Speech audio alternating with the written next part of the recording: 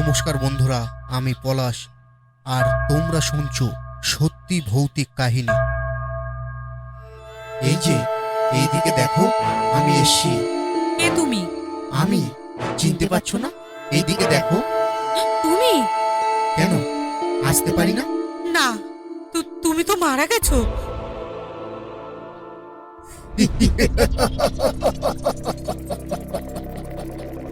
প্রত্যেক দিন ঠিক সন্ধ্যে 7টায় সত্যি ভৌতিক কাহিনী শোনার সময়। বন্ধুরা, আজকের গল্পটি পাঠিয়েছে মুকেশ। তাহলে চলুন এবার মুকেশের দৃষ্টিকোণ থেকে এই গল্পটি শুনি। কিন্তু গল্প শুরু করার আগে যেমনটা আমি সবসময় তোমাদের বলি যে তোমরা নিশ্চয়ই অনেক গল্প শুনেছ, কিন্তু আমি আশাবাদী যে আজ আমাদের গল্পটি শোনার পর তোমরা সত্যিই ভয় পাবে।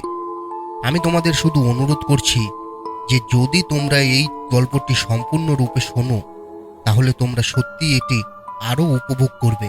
এছাড়াও যদি তোমরা প্রথমবার আমাদের চ্যানেলে এসে থাকো তাহলে চ্যানেলটি সাবস্ক্রাইব করো। এতে তোমাদের সাথে আমাদের ঘনিষ্ঠতা বৃদ্ধি পাবে এবং আসন্ন ভিডিওটি তোমাদের কাছে সহজেই পৌঁছে যাবে। তাই বেশি সময় না নিয়ে দ্রুত আমাদের গল্প শুরু করি। বন্ধুরা, আমার নাম মুকেশ। আজ আমি তোমাদের যে ভয়ঙ্কর গল্পটি বলতে যাচ্ছি তা আজ থেকে প্রায় 20 বছর আগে। এখন আমার বয়স 40 বছর এবং আমি এখন যে ভয়াবহ গল্পটি তোমাদের বলতে যাচ্ছি তা আজ থেকে প্রায় 20 বছর আগের, অর্থাৎ যখন আমার বয়স 20 বছর। আমি আজকে যে গল্পটি বলবো সেটি আমাদের 5 বন্ধুর গল্প। তাদের নাম সঞ্জয়, রাজ, প্রকাশ, ধবল এবং আমি মুকেশ। আমার এখনও সেই দুর্ভাগ্যজনক দিনটির কথা মনে আছে যখন আমাদের একটা দুর্ঘটনা ঘটেছিল। একদিন আমরা 5 জনেই সকালের শোতে একটি ভৌতিক সিনেমা দেখতে গিয়েছিলাম। সিনেমাটি খুবই ভৌতিক ছিল। সিনেমাটি দেখে ফিরে আসার পর সেদিন রাতের খাবার খাওয়ার পর যখন আমরা সবাই একে অপরের সাথে দেখা করি তখন আমরা সেই একই ভৌতিক সিনেমার কথা বলছি যা আমরা সকালের শোতে দেখেছিলাম। তারপর কথোপকথনের মাঝখানে ধবল বলল, তোমরা কি জানো যে আমাদের শহর থেকে 24 কিলোমিটার দূরে একটি ভুতুড়ে বাড়ি আছে যা একটি নির্জন জঙ্গলে নির্মিত? তারপর রাজ বলল, হ্যাঁ আমি জানি। লোকেরা বলে যে অনেক বছর আগে সেখানে একটি মেয়েকে ধর্ষণ করে পুড়িয়ে ফেলা হয়েছিল। এই গল্পটি পুরো শহর জানে। তারপর ধবল বলল, চলো সেই জায়গাটি দেখে আসি। তারপর রাজ বলল, তুমি পাগল হয়ে গেছো যে এখান থেকে 24 কিলোমিটার দূরে কে যাবে? তারপর সঞ্জয় বলল, আমাদের হেঁটে যেতে হবে না, আমাদের কাছে তো বাইক আছে আর মুকেশের একটা স্কুটার আছে। আমরা 5 জন আরামে চলে যাব আর আমরা কেউ ভিতরে ঢুকবো না, তো আমরা শুধু বাইরে থেকেই দেখে ফিরে আসব। তুমি, প্রকাশ আর আমি আমার বাইকেই বসবো আর মুকেশ তার বাবার স্কুটার নিয়ে আসবে আর ধবল তাতে বসবে। সমস্যা কি? তারপর রাজ বলল, তোমরা কি জানো সেখানে পুলিশ টহল দিচ্ছে, কারো সেখানে যাওয়ার অনুমতি নেই? সঞ্জয় বলল, ওখানে শুধু রাতে যাওয়ার অনুমতি নেই, কিন্তু দিনের বেলা সবাই ওখানে যেতে পারে। আমি শুনেছি অনেক লোক দিনের বেলায় ওখানে বেড়াতে যায়। তারপর আমি কিছুক্ষণ চুপ রইলাম। তারপর ভাবতে লাগলাম যে হ্যাঁ, দিনের বেলা অনেক লোক ওখানে যায়, কেউ রাতেও ওখানে যায়, কিন্তু আজ পর্যন্ত আমরা খবরের কাগজে কোনো দুর্ঘটনার কথা পড়িনি বা কারো কাছ থেকে কিছুই শুনতে পাইনি। তাই একবার দেখতে ক্ষতি কি? এই ভেবে আমি বললাম, সঞ্জয় একেবারে ঠিক বলেছ, একবার ওখানে যাই। তারপর আমরা সবাই মিলে পরের দিন বিকেলে যাওয়ার পরিকল্পনা করলাম, কারণ সেদিন আমাদের হাতে সময় কম ছিল। তাই এই কারণেই আমরা পরের দিন যাওয়ার পরিকল্পনা করলাম। পরের দিন সকাল 10টা বাজে। তখন ধবল আমার বাড়িতে ফোন করেছিল। আমি বললাম, কি ব্যাপার, তুমি সকালে আমাকে ফোন করেছিলে, তুমি কি যেতে চাও না? তারপর ধবল বলল, তুমি কি ভুলে গেছো ওখানে সব কি ঘটনা হয়েছিল? আমি বললাম, তাহলে কি তুমি যেতে চাও না? ধবল বলল, বিকেলের চেয়ে সকালে যাওয়া ভালো, তাতে কেউ ভয় পাবে না। তারপর আমি তাকে বললাম, ঠিক আছে, সকালের দিকেই যাওয়া হবে তাহলে। তারপর যখন আমি আমার স্কুটারটা বের করলাম, মা আমাকে থামিয়ে বললেও যে তুমি স্কুটার নিয়ে কোথায় যাচ্ছ? তোমার বাবা তোমাকে স্কুটার চালাতে নিষেধ করেছেন না? তাই আমি মাকে বললাম যে আমি এখানে একবার ঘুরে আসব এবং শীঘ্রই ফিরে আসব। এই বলে আমি স্কুটার বের করে ধবলকে সাথে করে কলেজের উদ্দেশ্যে রওনা দিলাম। রাজ, সঞ্জয় এবং প্রকাশ ইতিমধ্যেই আমাদের দুজনের জন্য অপেক্ষা করছিল। আমরা সবাই একসাথে সিদ্ধান্ত নিলাম যে আমরা কেউ সেই বাংলোর ভেতরে যাব না, আমরা বাইরে থেকেই দেখব। যদিও আমরা সকালে যাচ্ছি। তারপর প্রায় আধ ঘন্টা ভ্রমণের পর আমরা সেই নির্জন জায়গায় পৌঁছে গেলাম। সেখানে পৌঁছানোর সাথে সাথেই আমরা আমাদের বাইক এবং স্কুটার গেটের সামনে দাঁড় করিয়ে রাখলাম। গেটের কাছে দাঁড়িয়ে আমরা দৃশ্যটি দেখলাম এবং প্রথমে আমরা একে অপরের মুখের দিকে তাকাতে শুরু করলাম এবং তারপর জোরে হাসতে শুরু করলাম। আমরা ভুতুড়ে বাংলোকে দেখতে গিয়েছিলাম। সেখানে আমাদের বয়সী অনেক ছেলেমেয়েরা খেলছিল। এইসব দেখে আমরা খুব হেসে উঠলাম এবং ধবল বলল, কি বন্ধু, আমরা অকারণেই ভয় পেয়েছিলাম। এখানে লোকেরা এই ভুতুড়ে বাংলোটিকে পার্ক বানিয়ে রেখেছে। তারপর আমরা সবাই সাহস করে গেট থেকে সোজা বাংলোর ভিতরে ঢুকে পড়লাম। বাংলোতে প্রবেশ করার সাথে সাথেই আমরা দেখতে পেলাম যে বাংলোটি কোনো বাড়ির মতো নয়, বরং একটি সরকারি ভবনের মতো। বাংলোর শুরুতে 4-5টি সিঁড়ি বেয়ে ওঠার পর একটি ছোট হোল টাইপ জিনিস রয়েছে। আর একটু ভেতরে গেলেই দুটি পাকা সিঁড়ি রয়েছে। দুটি সিঁড়ি ছাদে যেতে এবং হলের ডান এবং বাম দিকে গ্যালারি রয়েছে এবং সেই গ্যালারিতে আরেকটি চেঞ্জিং রুম রয়েছে, যার ঠিক সামনে একটি সুইমিং পুল রয়েছে। সুইমিং পুলের ছাদে কাচের জানালা আছে, যেগুলো কিছু দুষ্টু ছেলে পাথর মেরে ভেঙে ফেলেছে এবং তাদের কাচের টুকরোগুলো সুইমিং পুলে পড়ে আছে। সুইমিং পুলটি সম্পূর্ণ খালি ছিল। সেখানে কেবল কাঁচ আর পাথর ছিল আর চারপাশে আবর্জনা পড়েছিল। আমরা যখন সেখান থেকে এগিয়ে গেলাম, তারপর আমরা গ্যালারিতে চেঞ্জিং রুম দেখতে পেলাম, যা বাথরুম টাইপের ছিল এবং যেখানে সেই মেয়েটিকে ধর্ষণ করে জীবন্ত পুড়িয়ে মারা হয়েছিল। দেওয়াল এবং ছাদে কালি ছিল। সবকিছু দেখে আমার ভেতরে একটা ভয়ের ঢেউ বয়ে গেল। তারপর ধবল বলল, তোমরা যাও, আমি বাগানের দিকে যাব। এই কথা শুনে প্রকাশ বলল, তুমি কি পাগল হয়ে গেছো? তুমি কি বলছো? তারপর ধবল বলল, আরে বন্ধু, এখানে কিছুই নেই। এখানে পার্কে সবাই ঘুরে বেড়াচ্ছে, সবকিছুই স্বাভাবিক। তোমরা কেউ কিছু না বলেই হইচই করছো। তারপর প্রকাশ রেগে বলল, মুকেশ, আমরা যদি শান্তি স্থাপনের চেষ্টা করি তাহলে আমাদের কষ্ট পেতে হবে। তারপর আমি ধবলকে বললাম, তুমি অন্ধকারে তীর মারছো কেন? আমি একমত যে আমাদের সাথে কোনো ভয়ঙ্কর ঘটনা ঘটেনি, কিন্তু তার মানে এই নয় যে এটি কোনো ভুতুড়ে প্রাসাদ নয়। লোকেরা এটিকে এমনি এমনি ভুতুড়ে বাড়ি বলে না। তারপর ধবল বলল, ঠিক আছে, যাই হোক, আমাদের এখনই বেরিয়ে যেতে হবে। ধবলের কথা শুনে রাজ এবং সঞ্জয় জোরে হাসতে শুরু করলো এবং তাকে বলল যে এখন তুমি লাইনে এসেছো। এই কথা শুনে ধবল তাদের দুজনের দিকে রাগ করে তাকালো, কিন্তু কিছু বলল না।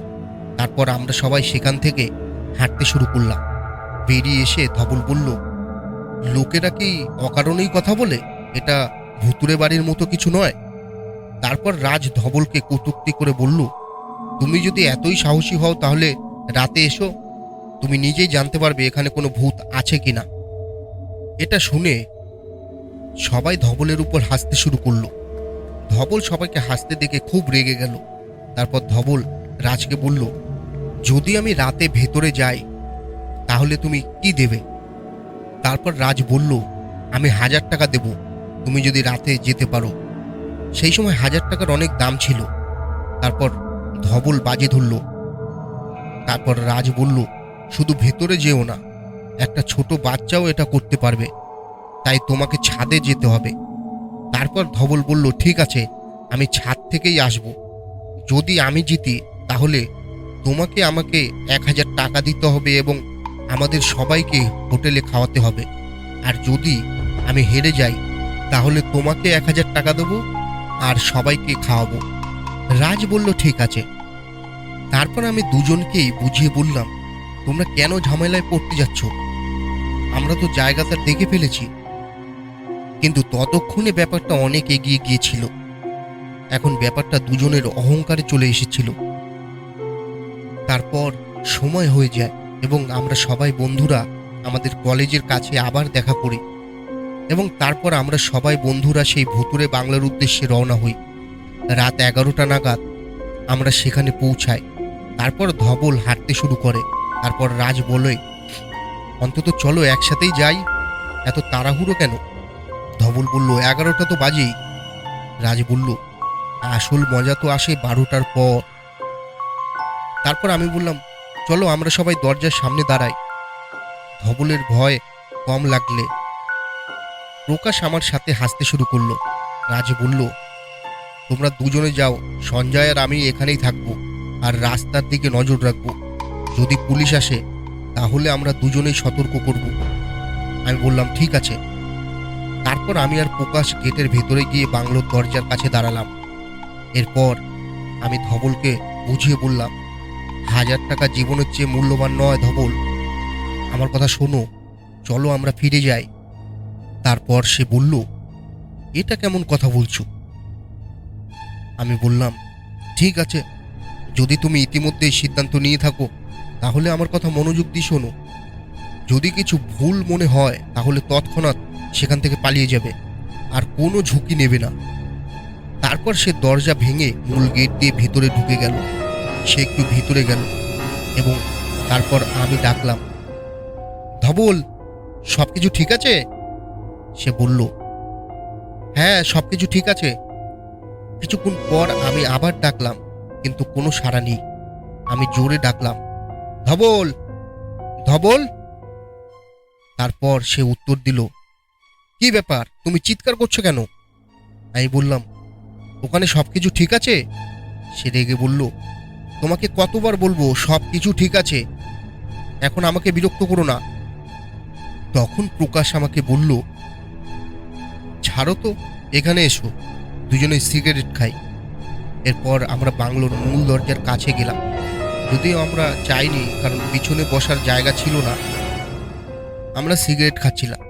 তখন ধবল ডাক দিল, রাজ, দেখো আমি কোথায় পৌঁছেছি। প্রকাশ তার দিকে টর্চ লাইট জ্বালিয়ে জোরে চিৎকার করে বলল, ধবল, দৌড়াও, পিছনে কেউ আছে। তখন ধবল ভয় পেয়ে দ্রুত পিছনে ফিরে গেল এবং সেখানে কেউ ছিল না, কারণ প্রকাশ তার সাথে মজা করেছিল। কিন্তু হয়তো প্রকাশের সেই ছোট্ট রসিকতার জন্যই ধবল রাতের ঘন অন্ধকারে সেই নির্জন বাংলোয় খুব ভয় পেয়ে গেল। ভয়ে সে তখনই প্যান্টের ভেতরে প্রস্রাব করে দিল। ওকে এভাবে অবিচল থাকতে দেখে প্রকাশ আরও হেসে উঠল। কিন্তু তারপর যখন আমাদের মনোযোগ প্রকাশের দিকে গেল তখন সে হাসছিল এবং হাত উপরে তুলে কিছু বলার চেষ্টা করছিল, কিন্তু সে কিছু বলতে পারছিল না। কপালে প্রচুর ঘাম ছিল। সেই সময় সম্ভবত সে এমন কিছু দেখেছিল যা সে ভয়ে বসে পড়ল এবং সে বলল, ধবলের পিছনে কেউ আছে। এই কথা বলার সাথে সাথে আমি ধবলের দিকে ঘুরে দেখলাম তার পিছনে একটি কালো ছায়া দাঁড়িয়ে আছে। তারপর তার দিকে তাকিয়ে দেখতে পেলাম সেই ছায়াটি একটি মেয়ের, যার চুল ছড়িয়ে ছিটিয়ে আছে এবং তার চোখ সাদা জলজল করছে। তারপর পোশাকও ছিঁড়ে গেছে এবং তার মুখ সম্পূর্ণ পুড়ে গেছে। আমি দেখলাম যে সে প্রচণ্ড রাগের সাথে ধবলের দিকে তাকিয়ে আছে। তাকে দেখে আমরা দুজনেই ধবলকে ডাকতে শুরু করলাম। যখন সে আমাদের আওয়াজ শুনতে পেল না, তখন প্রকাশ এবং আমি দৌড়ে গিয়ে সরাসরি রেলিংয়ের নিচে দাঁড়িয়ে জোরে চিৎকার করতে লাগলাম, ধবল, ধবল, নিচে যাও, নিচে চলে এসো, আমরা তোমাকে বাঁচাবো, ধবল, দ্রুত নিচে লাফিয়ে পড়ো। যখন সে আমার ডাক শুনতে পেল তখন বুঝতে পারল যে মুকেশ কখনো আমার সাথে রসিকতা করে না এবং সে পিছনে না ফিরে রেলিং থেকে লাফিয়ে পড়তে চাইছিল, কিন্তু মেয়েটির আত্মা তার কলারটি ধরে জোরে ছাদে টেনে নিয়ে যায় এবং একই সাথে আমরা ধবলের কাছ থেকে একটি জোরে চিৎকার শুনতে পেলাম। হঠাৎ পেছন থেকে একটা বাইকের শব্দও শুনতে পেলাম। আমি পেছন ফিরে দেখলাম রাজ আর সঞ্জয় দুজনে পালাচ্ছে। আমি তাকে চিৎকার করে বললাম, রাজ, আমাদের ধবলকে বাঁচাতে হবে। কিন্তু সেই সময় রাজ পিছনে ফেরে না। তারা যত দ্রুত সম্ভব বাইকটি চালিয়ে এগিয়ে যায়। তারপর আমি প্রকাশের দিকে তাকিয়ে প্রকাশকে বললাম, আমাদের তাকে বাঁচাতেই হবে। প্রকাশ বলল, মুকেশ, দ্রুত ধবলকে নামিয়ে আনতে হবে। তারপর আমি আর প্রকাশ দ্রুত সিঁড়ি বেয়ে ছাদের উপরে উঠি। কিন্তু যখন আমরা দুজনে সিঁড়ি বেয়ে উপরে উঠছিলাম, তখন আমাদের হৃদয় দ্বিগুণ গতিতে স্পন্দিত হচ্ছিল। কারণ তখন আমাদের কোনো ধারণা ছিল না যে ভবিষ্যতে আমাদের কি হতে চলেছে। কিন্তু ছাদের উপরে পৌঁছানোর সাথে সাথেই আমরা দেখতে পেলাম যে ধবল আমাদের দিকে পিঠ করে এক কোণে বসে আছে এবং কিছু চিবিয়ে খাচ্ছে। যখন আমি তাকে ডাকলাম, তখন চিবানোর শব্দ থেমে গেল এবং আমি যখন তার কাছে গিয়ে তার কাঁধে হাত রাখলাম, তখন সে পুরুষ ও মহিলার মিশ্র কণ্ঠে বলল, আমি ভুতুরে ঘরের উপরে প্রস্তাব করেছি, এখন দেখা যাক আত্মা আমার সাথে কি করে। এই কথা বলার সাথে সাথেই সে হঠাৎ আমার দিকে ঘুরে আমার দিকে হাত বাড়িয়ে বলল, এটা নাও, আমি এটা তুলে ফেলেছি। টর্চের আলোয় যখন আমি তার হাতের দিকে তাকালাম, তখন আমি দেখলাম এটি ছিল ধবলের গোপনাঙ্গ, যার অর্ধেকের বেশি সে চিবিয়ে খেয়েছে। এটা দেখে আমি ভয় পেয়ে পিছনের দিকে পড়ে গেলাম। তারপর সে জোরে জোরে হাসতে শুরু করলো। তারপর সে আমার দিকে হাত বাড়িয়ে বলল, আলিয়া সে আমাকে খেয়ে ফেলবে। তারপর সে জোরে জোরে হাসতে শুরু করলো। টর্চের আলোয় যখন আমরা তার দিকে তাকালাম, তখন তার হাত সম্পূর্ণ রক্তে ভিজে গিয়েছিল এবং তার একটি হাতে কাচের টুকরো ছিল। যখন আমরা নিচ থেকে তার প্যান্টের দিকে তাকালাম, তখন সেগুলি সম্পূর্ণ রক্তাক্ত ছিল এবং তার প্যান্ট থেকে এখনও রক্ত ঝরছিল। সে যেখানে বসেছিল সেখানে একটি বড় রক্তের দাগ ছিল এবং চারপাশে রক্ত ছিল। সে তার হাতে থাকা গোপনাঙ্গের টুকরোটি অদ্ভুতভাবে চিবিয়ে খেতে শুরু করলো। এইসব দেখে প্রকাশ এবং আমি আতঙ্কিত হয়ে পড়লাম। আমরা বুঝতে পারছিলাম না যে এই মুহূর্তে আমাদের কি করা উচিত এবং কি করা উচিত নয়। তারপর সে উঠে দাঁড়িয়ে অদ্ভুতভাবে গর্জন করে আমাকে কটূক্তি করে বলল, তুমি তোমার বন্ধুকে বাঁচাতে খুব উদ্বিগ্ন ছিলে না? ঠিক আছে, আমিও দেখব তুমি কিভাবে তোমার বন্ধুকে বাঁচাও। ততক্ষণে আমি বুঝতে পেরেছিলাম যে আমার বন্ধু ধবল নয়, বরং তার উপর আধিপত্য বিস্তারকারী আত্মাই কথা বলছিল। কিন্তু তখন আমি বুঝতে পারিনি যে আমার বন্ধুটি এখনো কিভাবে বেঁচে আছে, কারণ তার অবস্থা দেখে মনে হচ্ছিল না যে সে বেঁচে থাকতে পারে। তবুও আমার বন্ধুকে বাঁচানোর আশা ছিল এবং সম্ভবত সেই আশার কারণেই হঠাৎ আমি জানি না কোথা থেকে এত সাহস পেলাম যে তাকে লাফিয়ে পড়তে দেখে আমি তৎক্ষণাৎ দৌড়ে গিয়ে তাকে কোমর ধরে ছাদে টেনে নিয়ে যাই। তারপর ধবল জোরে চিৎকার করতে শুরু করে এবং সে তার হাতে থাকা কাচের টুকরোটি দিয়ে আমার পিঠে আঘাত করতে শুরু করে, কিন্তু আমি তাকে ছাড়িনি। যখনই সে কাজটি আমার পিঠে 2-3 বার আঘাত করে, আমি জোরে চিৎকার করে উঠি। তারপর প্রকাশ 2 হাত ধরল ধবলের, 2 হাত ধরে থামানোর চেষ্টা করলো, কিন্তু তারপর ধবল তার অন্য হাত দিয়ে প্রকাশের ঘাড় চেপে ধরল এবং আমি তার ঘাড় এত জোরে চেপে ধরলাম যে তার চোখ দুটো সম্পূর্ণ লাল হয়ে গেল এবং ফুটে উঠতে লাগলো রাগ। সেই সময় ধবলের ভেতরের ভয়ঙ্কর আত্মা প্রকাশকে গলা চেপে ধরে বাতাসে তুলে নিল, যার ফলে প্রকাশ নিঃশ্বাস নিতে পারছিল না। তারপর আমি ধবলকে জোরে টেনে ছাদে ফেলে দিলাম। পড়ার সাথে সাথে প্রকাশ তার হাত থেকে পিছলে গেল এবং ধবল গড়িয়ে পড়ে গেল। আমিও পড়ে গেলাম, কিন্তু হঠাৎ ধবল আবার হাঁটু গেড়ে বসে এক হাত ছাদে রাখল এবং অন্য হাতে কাচের টুকরো এবং বলল, চলো বন্ধু। সেই সময় আমার পিঠ থেকে প্রচুর রক্ত বের হচ্ছিল এবং আমার পুরো পিঠ রক্তে ভিজে যাচ্ছিল এবং আমার প্রচণ্ড ব্যথাও করছিল। আমি ব্যথায় কাতরাতে সে একজন মহিলার মিশ্র কণ্ঠে হাসতে শুরু করলো। তারপর আমি প্রকাশের দিকে তাকালাম। সে তখনও শুয়েছিল এবং তার শ্বাস প্রশ্বাস স্বাভাবিক করার চেষ্টা করছিল। প্রকাশ আর আমি কিছু করার আগেই ধবল হঠাৎ অন্ধকারে চিতাবাঘের মতো খুব দ্রুত গতিতে সিঁড়ি বেয়ে নেমে গেল। আমরা যখন সিঁড়িতে পৌঁছালাম তখন সে কোথায় অদৃশ্য হয়ে গেল। তারপর আমরা টর্চের আলোয় সিঁড়ি বেয়ে নেমে হলের কাছে এসে পৌঁছালাম। হলের কাছে পৌঁছানোর সাথে সাথে আমরা দেখতে পেলাম যে সম্পূর্ণ অন্ধকার।